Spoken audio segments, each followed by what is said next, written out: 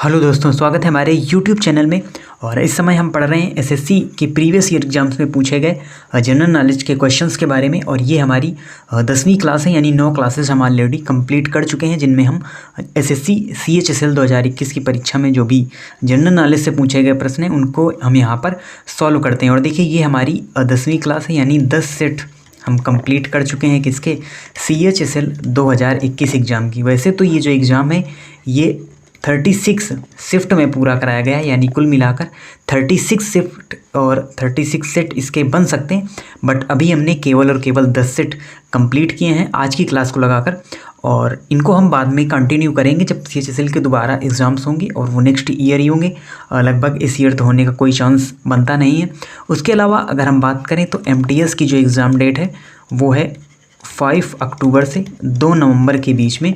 ये जो MTS के एग्ज़ाम है वो होने, और कल इनके एडमिट कार्ड भी जारी कर दिए गए हैं। यानी अब ये जो एग्ज़ाम्स हैं ये निश्चित तौर पर 5 अक्टूबर से 2 नवंबर के बीच में कई सारी शिफ्ट्स में कंडक्ट कराए जाएंगे। तो कल से हम क्या करने वाले हैं, कल से हम MTS के भी कुछ सेट सॉल्व करेंगे, यानी 10 to 15 प्रीवियस ईयर सेट, यानी प्रीवियस ईयर जो क्वेश्चंस होंगे जीके के उनको हम सॉल्व करने वाले हैं कल से।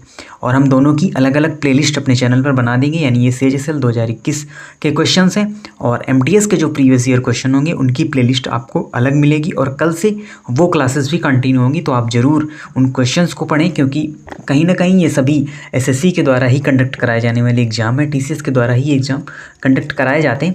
तो कहीं ना कहीं वो जो लेवल है, वो जो क्वेश्चंस हैं वो रिपीट भी होते रहते हैं। कई सारे क्वेश्चंस उन्हीं से रिलेटेड बनते रहते हैं। आपने देखा भी होगा इन्हीं 10 सेट के अंदर कई सारे क्वेश्चन आपको रिपीट भी मिलेंगे, या थोड़ा बहुत उनमें केवल डिफरेंस होता है।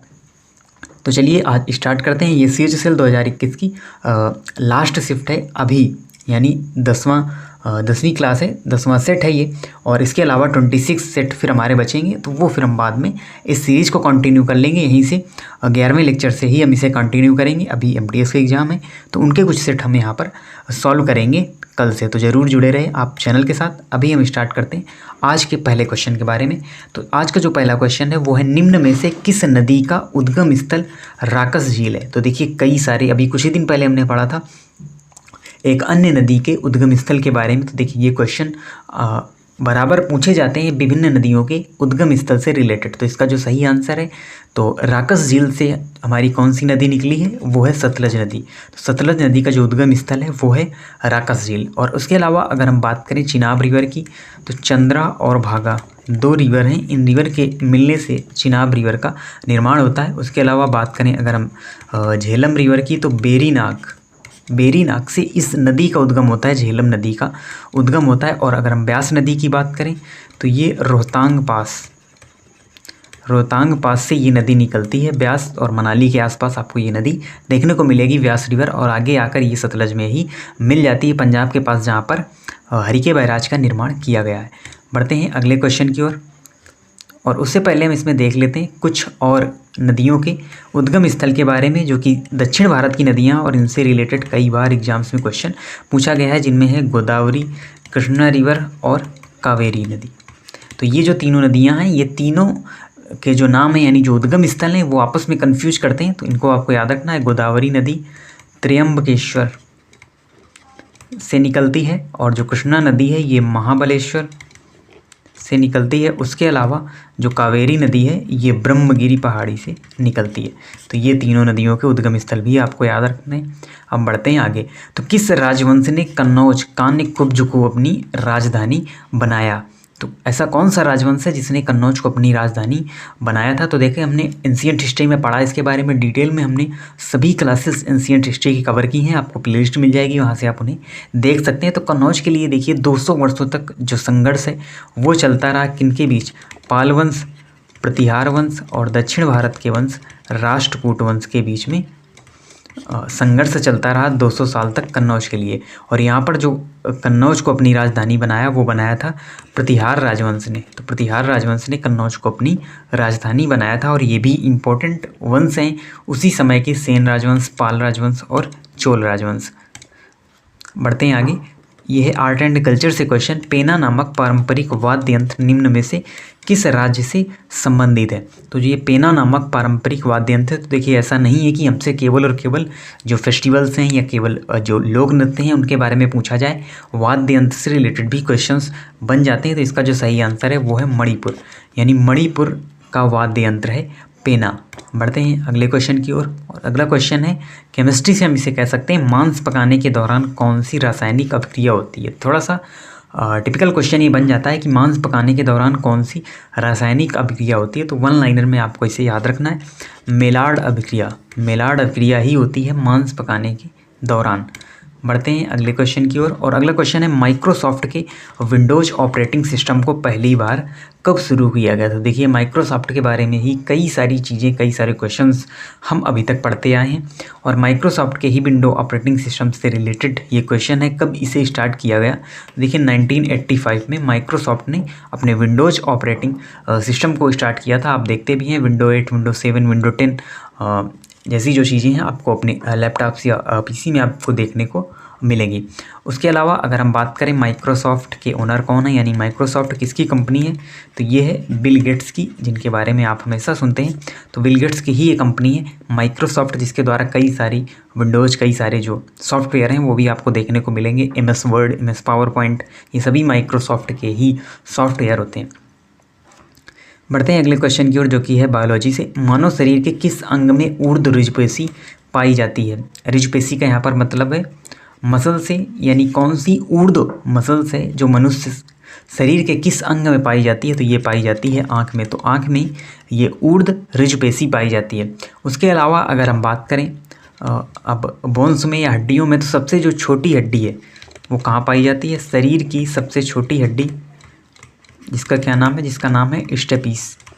ये पाई जाती है कान में। तो कान में पाई जाती है हड्डी, सबसे छोटी हड्डी स्टेपिस। उसके अलावा अगर हम बात करें सबसे बड़ी हड्डी कौन सी होती है मानव शरीर में, तो वो होती है फीमर, जो कि जांघ की हड्डी होती है, पैर में पाई जाती है, पैर के जांघ में की हड्डी होती है फीमर, जो मानव शरीर की सबसे बड़ी हड्डी होती है। सबसे छोटी हड्डी स्टेपिस होती है। और यहाँ पर बात की गई है मसल्स की, ऊर्ध्व रिजपेशी कहाँ पाई जाती है? तो वो पाई जाती है आँख में। बढ़ते हैं अगले क्वेश्चन की ओर और अगला क्वेश्चन है निम्न में स्वतंत्रता आंदोलन में भाग लेने वाले पश्चिम बंगाल के क्रांतिकारी की पहचान करें। यानी पश्चिम बंगाल से किस स्वतंत्रता सेनानी ने, यहाँ पर किस क्रांतिकारी ने भाग लिया था? तो यहाँ पर देखिए कई सारे नाम आपको ये नए लग रहे होंगे, मुकुंद काकती, बालकृष्ण नायर, पुलिथेवर और खुदीराम बोस। तो इसका सही आंसर होगा खुदीराम बोस। और इन्होंने एक बड़ा योगदान दिया स्वतंत्रता आंदोलन के दौरान और ये पश्चिम बंगाल से थे और इन्होंने कई सारे लोगों के, यानी कई सारे क्रांतिकारियों के साथ मिलकर इस आंदोलन को सफल बनाया, स्वतंत्रता आंदोलन में भाग लिया। बढ़ते हैं अगले क्वेश्चन की ओर और जो है बुक्स एंड ऑथर से। तो ये बुक है a fine balance. A fine balance book किसके द्वारा लिखी गई है? तो ये लिखी गई है रोहिंटन मिस्त्री के द्वारा। रोहिंटन मिस्त्री के द्वारा लिखी गई ये बुक है ए फाइन बैलेंस। उसके अलावा अन्य जो नाम आप देख रहे होंगे, इनसे रिलेटेड बुक्स अक्सर पूछी जाती। अभी कुछ ही दिन हमने पहले पढ़ा था, अरविंद अडिगा की एक बुक का नाम पूछा गया था। और इनकी अन्य बुक्स में अगर हम बात करें तो वाइट टाइगर इनकी फेमस बुक है। और अमिताभ घोष, जिनको साहित्य अकादमी पुरस्कार से भी सम्मानित किया जा चुका है, और इनकी बुक है द शैडो लाइन्स। ये इनकी बुक है अमिताभ घोष की। और बात करें अगर हम शशि थरूर की, तो इनकी एक फेमस बुक है व्हाई आई एम हिंदू। तो ये इनकी फेमस बुक है जो कि लिखी गई है शशि थरूर के द्वारा। बढ़ते हैं अगले क्वेश्चन की ओर। अगला क्वेश्चन है निम्न में से कौन सा भारत में सबसे ऊंचाई पर स्थित पर्वतीय स्थल है? तो इन चार नामों में आपको ये बताना है सबसे ऊंचाई पर कौन सा पर्वतीय स्थल यानी स्थित है। तो इसका जो सही आंसर होगा वो होगा लेह। यानी इन चारों में लेह ही सबसे ऊंचाई पर स्थित है। और आप देखेंगे लेह के बाद जो भारत की सीमा है वो यहाँ पर समाप्त हो जाती है। तो जाहिर सी बात है इसके ऊपर कोई भी जो स्थान है वो नहीं होगा भारत में सबसे ऊंचा। और बात करें अगर हम मनाली की, आप सभी लोग जानते हैं मनाली लेह से पहले ही पड़ता है, मनाली से ही फिर हम लेह की ओर जाते हैं, यानी और ऊंचाई की ओर जाते हैं। तो ये हमेशा नीचे ही होगा। उसके अलावा भी अन्य जो स्थान दिए हुए हैं सभी लेह से नीचे ही स्थित हैं। बढ़ते हैं अगले क्वेश्चन की ओर। अगला क्वेश्चन निम्न में से किस भारतीय राज्य में बारनवापारा वन्य जीव अभ्यारण्य यानी वाइल्ड लाइफ सेंचुरी स्थित है? तो ये स्थित है बारनवापारा छत्तीसगढ़ में। छत्तीसगढ़ में ये वाइल्ड लाइफ सेंचुरी स्थित है। और अगर हम बात करें असम में, तो असम में कई सारे जो नेशनल पार्क हैं वो स्थित हैं, जिनमें फेमस नेशनल पार्क में है Manas national park, Kaziranga national park और ओरंग नेशनल पार्क। ये सभी असम के नेशनल पार्क हैं। और कर्नाटक में एक टाइगर रिजर्व स्थित है, बांदीपुर टाइगर रिजर्व। ये स्थित है कहाँ पर? कर्नाटक में। उसके अलावा भी अन्य जो वन्य जीव अभ्यारण्य है या नेशनल पार्क है, ये आपको देखने को मिलेंगे अलग अलग स्टेट में।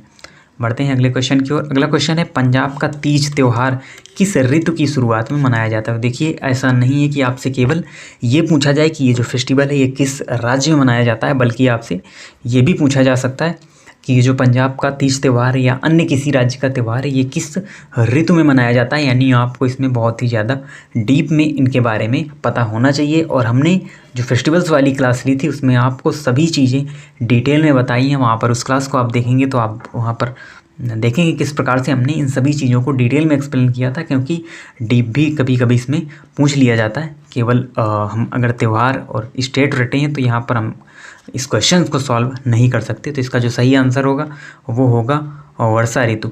और वर्षा ऋतु में ही, वर्षा ऋतु की शुरुआत में ही ये जो पंजाब का तीज त्यौहार है ये यहाँ पर मनाया जाता है। बढ़ते हैं अगले क्वेश्चन की ओर। और अगला क्वेश्चन है, निम्न में से कौन गुरुत्वीय स्थितिज ऊर्जा का उदाहरण है?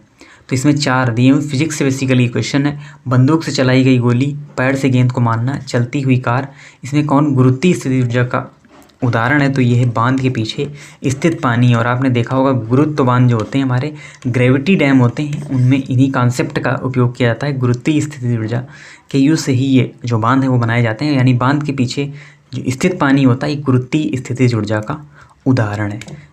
बढ़ते हैं आज के लास्ट क्वेश्चन की ओर। और ये उस नदी प्रणाली की पहचान करें जिसे आप दिहांग नदी में पाएंगे। तो आपको बताना है कौन सी नदी प्रणाली है जिसमें दिहांग नदी स्थित है। सबसे पहले अगर हम बात करें तो जो दिहांग नदी है, ये दिहांग दिबांग ये जो नदियां हैं अरुणाचल प्रदेश की ये नदियां हैं, दिहांग और दिबांग। और अरुणाचल प्रदेश से यहाँ पर होकर गुजरती है, प्रवेश करती है ब्रह्मपुत्र रिवर। तो ये सभी ब्रह्मपुत्र नदी प्रणाली की नदियाँ हैं जिनमें दिहांग नदी को आप पाएंगे। उसके अलावा अगर हम बात करें सिंधु नदी की, तो जो भी नदियाँ हैं झेलम, चिनाब, सतलज, रावी, ये जो सभी नदियाँ हैं ये सिंधु नदी प्रणाली की नदियाँ हैं। और बात करें अगर हम गंगा की, तो यमुना, घाघरा और अन्य जो सारी नदियां हैं ये सभी गंगा प्रणाली की नदियां हैं, जिनमें सोन रिवर है, ये सभी गंगा प्रणाली की नदियां हैं। तो ये हमारे 13 क्वेश्चन यहाँ पर कंप्लीट होते हैं। और इस प्रकार से CHSL 2021 के 10 सेट हम ऑलरेडी, यानी 10 सेट आज की क्लास के साथ ही कंप्लीट कर चुके हैं। वैसे 36 सेट हैं इसमें, यानी 36 शिफ्ट में इसका एग्ज़ाम हुआ था SSC CHSL 2021 का। बट कल से, हमने आपको पहले भी बताया, कल से हम MTS के प्रीवियस ईयर क्वेश्चन करने वाले हैं। तो उनको भी आप ज़रूर देखना ना भूलें। हमारे चैनल को सब्सक्राइब करें और बेल आइकन को भी ऑन करें, जिससे जो भी न्यू वीडियो अपलोड होता है उसकी नोटिफिकेशन आपको मिल सके। और कल से हम वो क्लासेस स्टार्ट कर रहे हैं, यानी कल से ही हम उन क्वेश्चंस के बारे में डिस्कस करेंगे जो MTS में प्रीवियस ईयर पूछे जा चुके हैं। क्योंकि MTS के आगे एग्ज़ाम हैं तो आपके लिए वो क्वेश्चन ज़रूर बेनिफिशियल साबित होंगे। और उनसे रिलेटेड जो ऑप्शंस होंगे उनके बारे में हम आपको डिटेल में बताते हैं, आप पहले ही देख चुके हैं। और आप हमारे चैनल की जब प्लेलिस्ट में जाएंगे तो वहाँ पर आपको 2 प्लेलिस्ट अब अवेलेबल होंगी, जिनमें एक होगी CHSL 2021 GK क्वेश्चन और एक होगी MTS previous year question. 2 playlist यहाँ पर बना दी गई हैं और जिनमें आप अलग अलग इन लेक्चर्स को देख सकते हैं। आप ये क्वेश्चन भी ज़रूर देखें, क्योंकि ये भी क्वेश्चन उसी संस्था के द्वारा बनाएंगे जिसके द्वारा MTS का एग्ज़ाम कंडक्ट कराया जाना है। तो वो क्वेश्चन आपस में एक दूसरे एग्ज़ाम्स में रिपीट होते रहते हैं। तो ये ज़रूर आपके लिए काफ़ी लाभदायक साबित होंगे। और मिलते हैं आपसे नेक्स्ट वीडियो में। इसी तरीके से चैनल से जुड़े रहिए, अपने नॉलेज को इम्प्रूव और इन्हेंस करते रहिए। और मिलते हैं नेक्स्ट क्लास में, तब तक के लिए धन्यवाद।